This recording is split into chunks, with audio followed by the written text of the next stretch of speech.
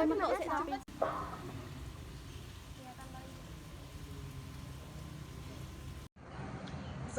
warahmatullahi wabarakatuh. Perkenalkan, saya Dewi Lailatu Sarifatul Izzah, guru PAI dan Budi Pekerti SMA Negeri 1 Tuntang, Kabupaten Semarang, sekaligus mahasiswa PPG dalam jabatan batch 2 tahun 2024 UIN Wali Songo Semarang dengan NIM 24031170467.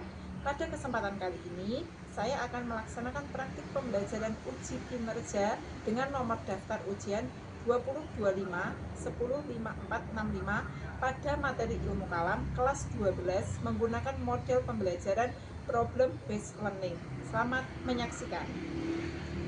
Wassalamualaikum warahmatullahi wabarakatuh. Assalamualaikum warahmatullahi wabarakatuh. Waalaikumsalam warahmatullahi wabarakatuh. Sebelum kita memulai pembelajaran pada hari ini, alangkah lebih baiknya kita awali dengan membaca doa terlebih dahulu. Kita awali dengan basmalah, dilanjutkan membaca doa sebelum belajar. Kita mulai. Bismillahirrahmanirrahim. Raditu billahi rabban wa bil islami dinan wa bi Muhammadin nabiyyan wa rasulah. Rabbi zidni ilma warzuqni fahma. Rabbi sholli sadri wa yassirli amri wahlul 'uqdatam min lisani yafqahu qawli. Amin ya rabbal alamin. Semoga dengan baca doa hari ini kita menimba ilmu, kalian menimba ilmu bisa memperoleh ilmu yang berkah barokah. Amin. Amin. Nah, bagaimana kabar kalian hari ini? Alhamdulillah baik. Baik, sehat semua? Sehat. Hari ini ada yang tidak masuk? Iya. Nil ya, masuk semua ya. Alhamdulillah sehat semua. Oke. Berikutnya saya absen dulu ya.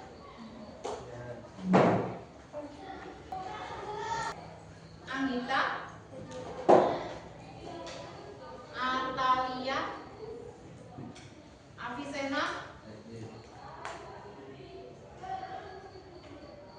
Fatimah Azhara, Ferdi, Danum, Ibnu Danu, Imada, Indah, Intan, Irfan, Zaisi, Lintang. Masuk semua ya? Sudah siap belajar hari ini? Siap. Sudah belajar semua di rumah? Sudah membaca bab yang baru? Masih ingat materi yang lalu? Materi yang lalu berarti minggu kemarin ya. Apa coba materi yang lalu? Cinta, tanah air dan moderasi beragama. Nah, masih ingat tentang moderasi beragama? Masih. Siapa yang masih ingat tentang moderasi beragama? Oke, Mbak Nuril. Apa yang kamu ingat tentang moderasi beragama? Oke, pada bab ini kami belajar tentang toleransi dan keberagaman agama yang ada di Indonesia. Contohnya mungkin ketika hari Jumat itu di SMA Negeri 1 Tuntang yang laki-laki pada sholat Jumat di masjid dan yang non-Islam doa. Itu kan kita saling menghargai ibu kita yang Islam beribadah sendiri dan yang non-Islam beribadah. Jadi kita saling berbagi dan bisa bersama. Oke, itu kesimpulan dari moderasi beragam. Mau kita tepuk tangan untuk Nah, itu tadi tentang cinta tanah air dan moderasi beragama. Saya harap semua yang lain selain Mbak Nuril itu juga masih ingat ya tentang pembelajaran di bab cinta tanah air dan moderasi beragama. Nah, hari ini kita masuk di bab baru. Apa itu? Ilmu kalam. Sudah ada yang belajar di rumah? Sudah dibaca-baca bukunya tentang ilmu kalam? Oke. Tentang ilmu kalam.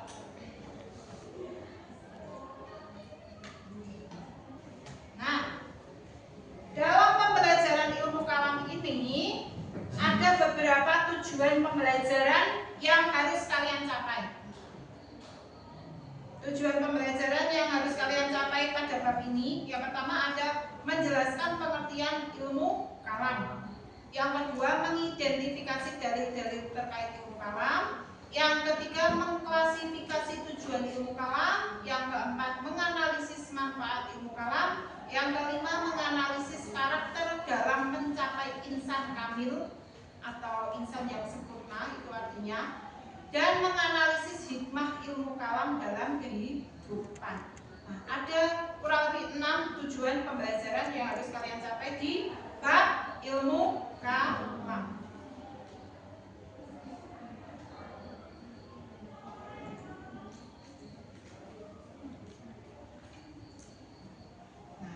ini saya tunjukkan dulu mind map-nya.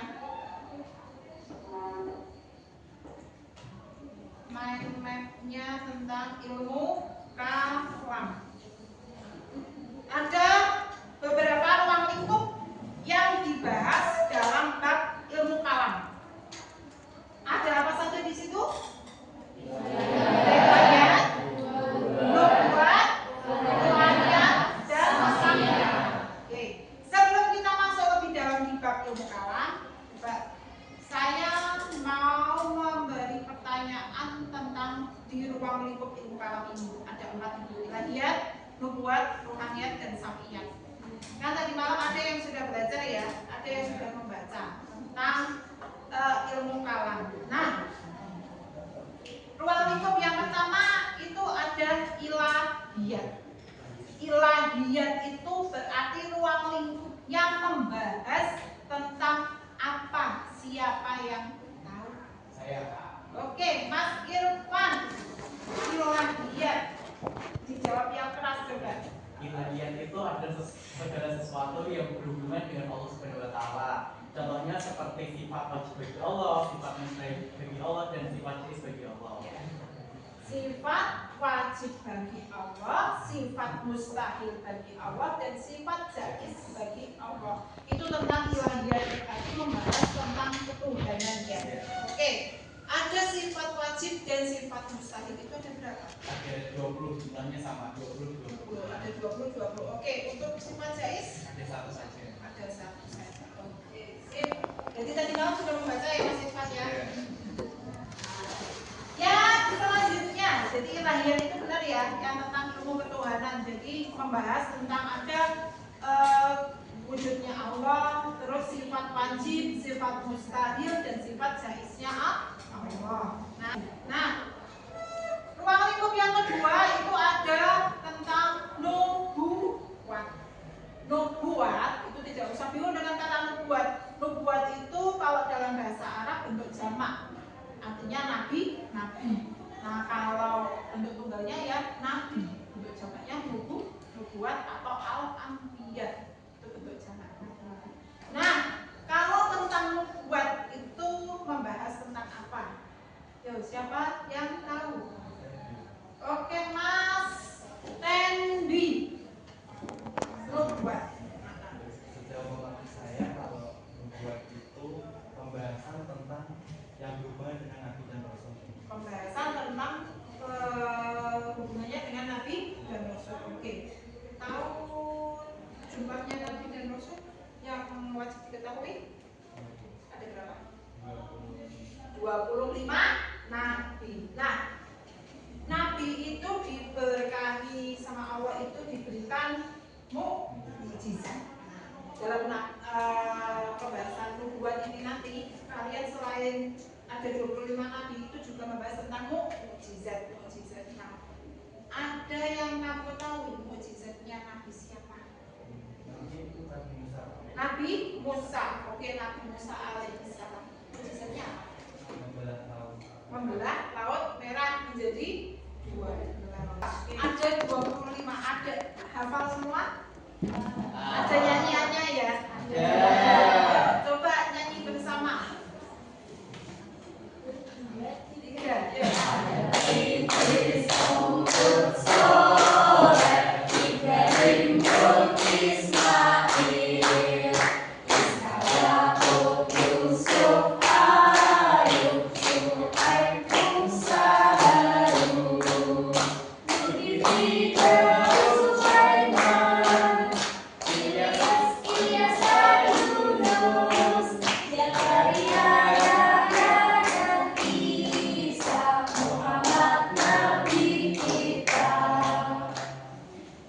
Ada 25. Kalau dilakukan seperti itu hafal semua ya. Nah, selanjutnya ada ruhaniyat. Ruhaniyat itu sama dengan kata-katanya ruh. Jadi membahas ada namanya ruh dari jin, malaikat, iblis, setan dan lain sebagainya. Itu tentang pembahasan ruhaniyat. Selanjutnya ada sam'iyat. Sam'iyat itu dalam bahasa Arab artinya pendengaran. Sami itu artinya dengar. Nah, berarti ilmu ini hanya bisa kita dengar, kita belum bisa melihat. Apa kira-kira ilmu yang bisa kita dengar? Alam barzah. Alam barzah terus? Surga dan neraka. Terus ada apa lagi? Azab kubur dan lain sebagainya. Itu kan ilmu yang baru bisa kita dengar. Nah, itu disebut dengan sam'iyat. Nah, inilah ruang lingkup dari ilmu kalam. Ada 4 ilahiyat, nubuat, rohaniyat, dan sam'iyat. Bisa dipahami? Bisa. Nah, pengertiannya, nih, ilmu kalam adalah ilmu yang membicarakan bagaimana menetapkan agama Islam dengan bukti yang meyakinkan atau logis. Jadi kalam sendiri itu berarti perkataan atau ucapan. Kata kalam itu artinya perkataan atau ucapan. Kalian pernah mendengar kata kalam sebelumnya? Sebelum kalian mempelajari ilmu kalam ini? Pernah mendengar kata kalam? Belum. Pernah nggak mendengar ada orang yang contoh menutup pidatonya atau menutup penyampaian informasinya itu dengan kata-kata seperti ini? Contoh, akhirul kalam, billahi taufiq wal hidayah, wassalamualaikum warahmatullahi wabarakatuh. Pernah? Ya.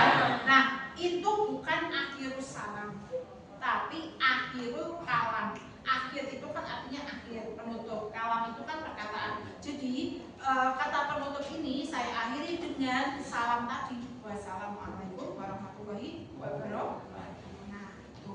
Jadi kalam itu artinya perkataan atau ucapan.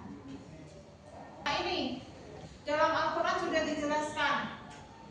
Dalam Quran surat Al-Ikhlas surat ke-112 ayat 3 sampai dengan 4. Kita baca bersama-sama dulu. Kita awali dengan membaca basmalah. Bismillahirrahmanirrahim. Lam yalid wa lam yulad wa lam yakul lahu kufuwan ahad. Ada ditayangan dulu? Tidak ada. Nah, kalau tidak ada, sekarang kalian akan saya buat kelompok. Ada diskusi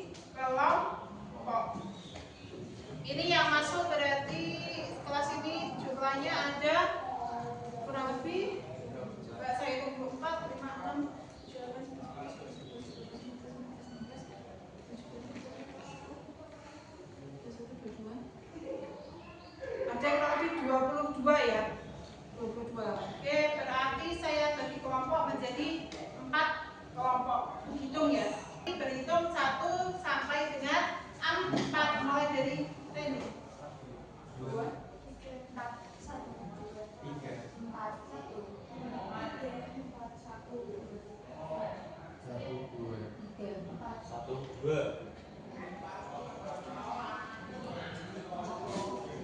Berarti sudah ketemu kelompoknya. Saya buat di kelompok 1 sini, kelompok 2 sini, kelompok 3 sini, dan kelompok 4 di sana. Bisa dipahami? Bisa. Oke, sekarang bergabung dulu sama kelompoknya. Kelompok 1, 2, 3, 4.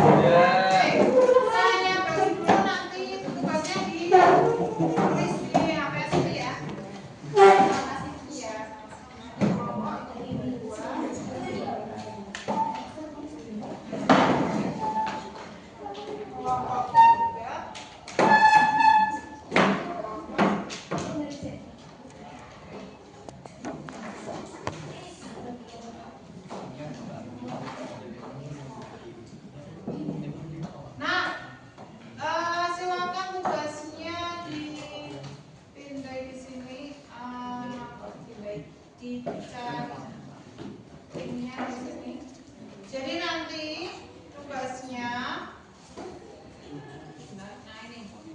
tugas kelompok di sini nanti ada satu video.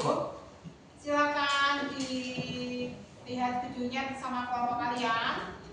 Setelah itu, jadi ada kasus di sini tentang video agama dan budaya ya.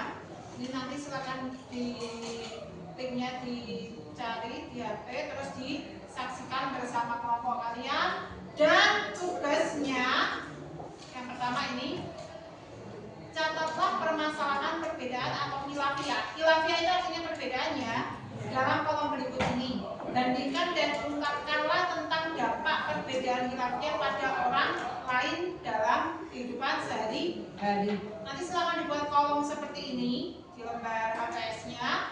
Dan yang kedua, ceritakan pengalaman yang menunjukkan sikapmu ketika ada sekelompok anggota yang mempertentangkan masalah khilafiyah. Jadi khilafiyah artinya tadi apa? Perbedaan. Cobalah renungkan apa yang seharusnya kamu lakukan pada diri kalian sebagai anggota masyarakat untuk hari ini dan hari esok. Bisa dipahami? Saya. Oke, silakan di linknya buka.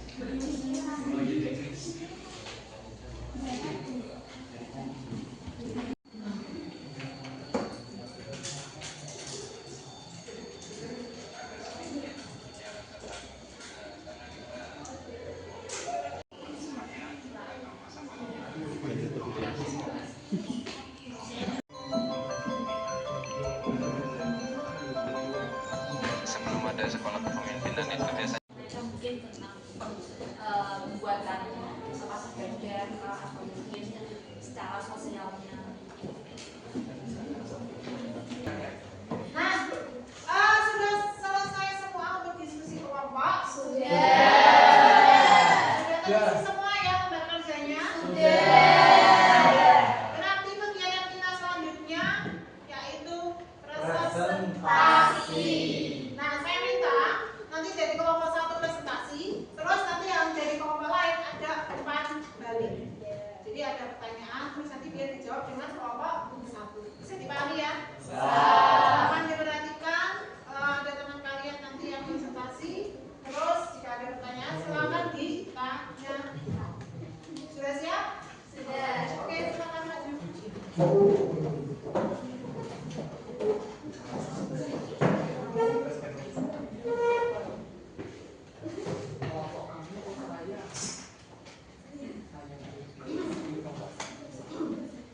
Oke, yang keras ya. Assalamualaikum warahmatullahi wabarakatuh. Waalaikumsalam warahmatullahi wabarakatuh.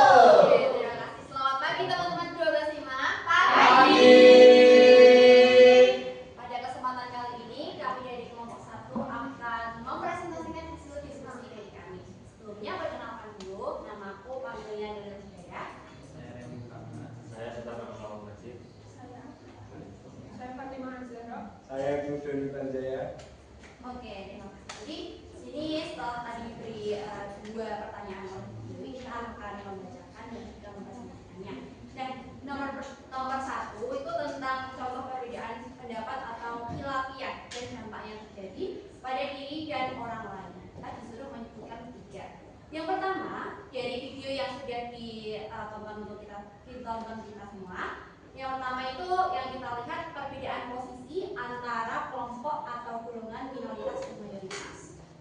Dan dampak yang terjadi itu adanya perasaan intimidasi atau tertekan. Nah, dari video yang ditonton tadi itu sebenarnya itu kan ada perbedaan antara dari segi agama ya, ada yang Islam, ada yang non-Islam atau yang dilihat tadi ada yang Hindu dan juga Kristen ya. Nah, tadi itu aku Hindu dan Kristen ya. Tadi itu sebenarnya ada pendatang yang awalnya tuh ada sebuah desa itu mayoritas Islam 70% Islam dan ada pendatang itu dari Hindu dan Kristen itu sekitar 30%-nya ya. Nah, itu tuh menimbulkan adanya golongan minoritas dan mayoritas dari Islam dan minoritas dari Hindu dan juga Kristen. Nah, itu tuh mereka berinteraksi tapi muncul adanya perasaan intimidasi atau tertekan. Karena ya kalau kita secara logika aja ada yang mayoritas dan juga minoritas, otomatis yang minoritas itu merasa aku sedikit sendiri, aku berbeda sendiri, makanya mereka muncul perasaan intimidasi walaupun ya tidak secara terang-terangan terintimidasi, tapi mereka ada muncul perasaan intimidasi. Mudah-mudahan Ini tambahan dari nomor 1, bahkan yang minoritas pun terkadang bisa merasa terintimidasi karena adanya pendatang baru. Jadi adanya perasaan intimidasi antara kedua belah. karena adanya suatu identitas yang baru, jadi yang minoritas pun juga bingung untuk menyikapinya seperti apa. Untuk yang nomor 3 terakhir, adanya perbedaan identitas sosial, budaya dan agama. Dampaknya adanya prasangka satu sama lain yang nomor 1. Dan yang nomor 3 itu ada perbedaan latar belakang dan adanya konflik antara beragama di sekitar. Ini berdampak adanya tadi perasaan terintimidasi, takut kalau kejadian yang di luar konflik tadi terjadi di daerah tersebut. Nah, itu makanya daerah tersebut membangun sebuah sekolah kepemimpinan yang dapat memupuk toleransi beragama supaya hal-hal konflik yang di luar tadi tidak terjadi di daerah.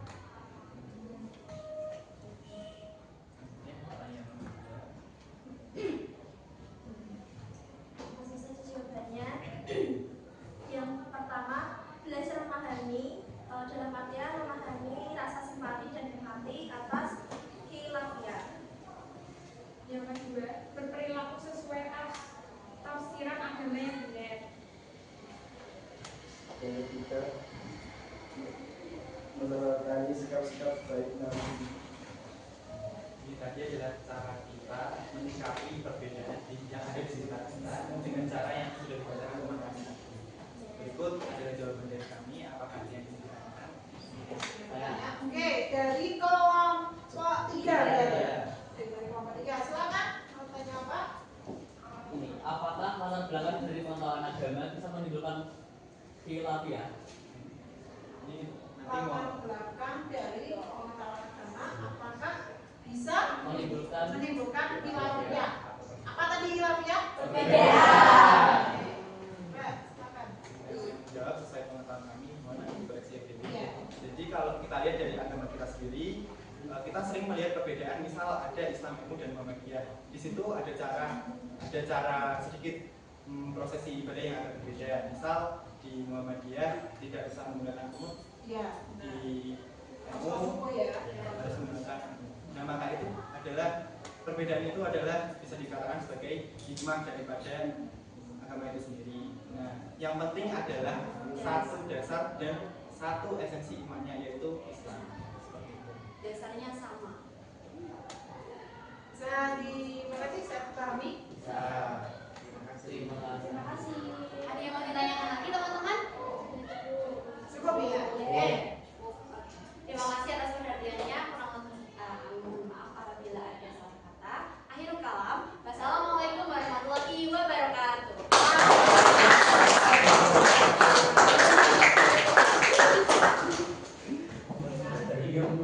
Jadi sudah bisa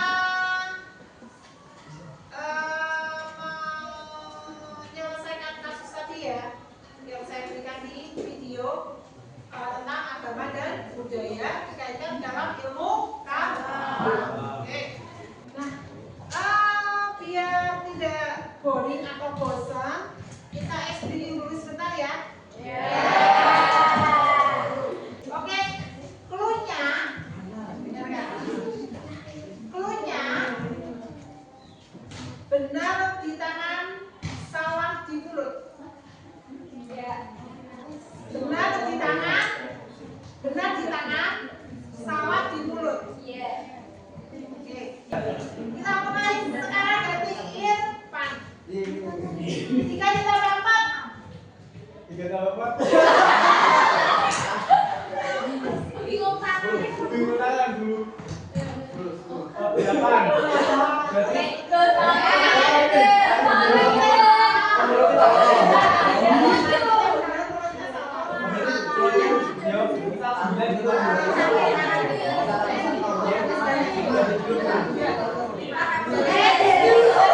Dua ditambah 2.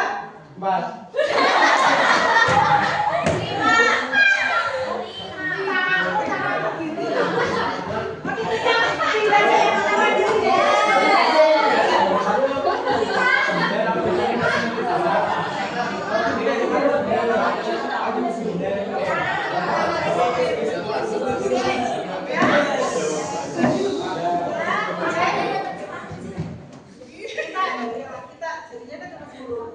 Tapi data yang cewek. Nuril. 4 ditambah 4. Nuril langsung. Oh, iya benar.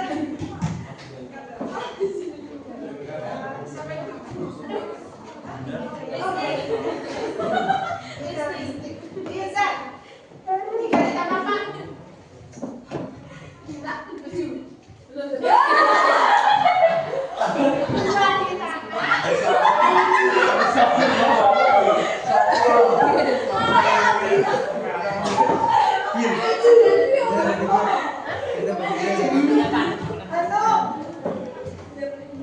3 ditambah 2. 1.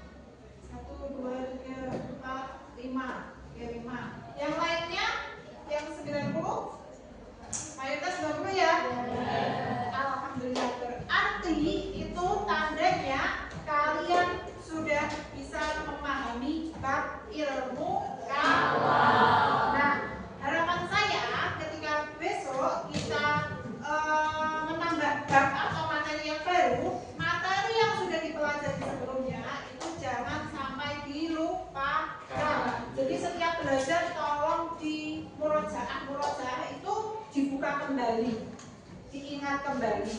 Jadi murojaah itu diulang kembali, dipelajari lagi pelajaran yang minggu lalu sebelum menambah materi yang baru. Oke. Ini mayoritas nilainya rentang dari nilai 90 sampai 100, dan satu kelas ini alhamdulillah ada 5 anak yang mendapatkan nilai 100. Jadi itu tandanya kelas ini untuk materi bab ilmu kalam sudah tuntas. Nah, selanjutnya kegiatan kita yaitu sebelum penutup kita refleksi bersama. Jadi kita tadi sudah hampir 3 jam pelajaran di bab ilmu kalam ini. Nah, tentang kebermaknaan ilmu kalam. Siapa yang bisa menyimpulkan dari bab ilmu kalam? Yuk. Siapa? Oke, Mbak Tanya. Bagaimana?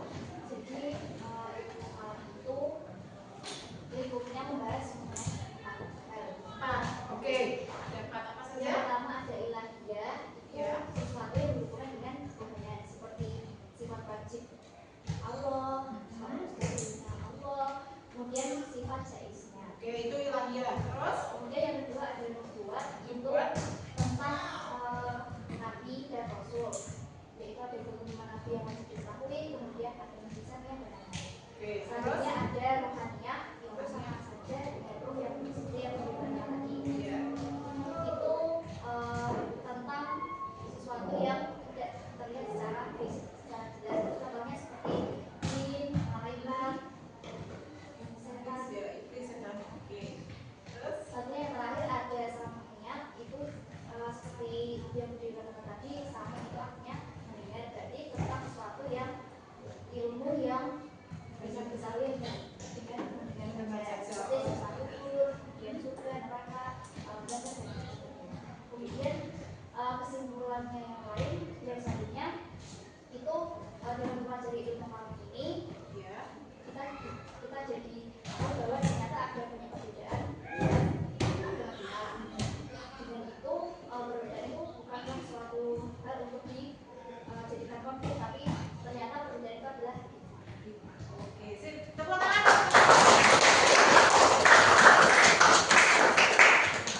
Berarti ini masuk di tujuan ilmu kalam tadi. Nah, salah satu tujuannya apa? Dapat menambah iman dan takwa kita kepada Tuhan yang Maha Esa. Allah Subhanahu wa Ta'ala. Nah, tadi juga ada video yang menjelaskan tentang adanya moderasi beragama.